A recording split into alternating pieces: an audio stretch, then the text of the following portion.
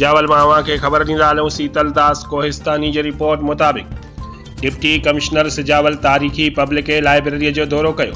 65 साल पुरानी बिल्डिंग के ड्राहे नई इमारत मेन गेट ऐं चौदीवारी तमीर कराए ॾियण जो ऐलान। तारीख़ी ऐं क़दीमी लाइब्रेरी अंदर नायाब किताबन जो ज़ख़ीरो मौजूद है। वधीक अलमारियूं, किताब, कंप्यूटर सिस्टम, सोलर सिस्टम मुहैया करे ॾियण जी पिणु ख़ातिरी कराई वई।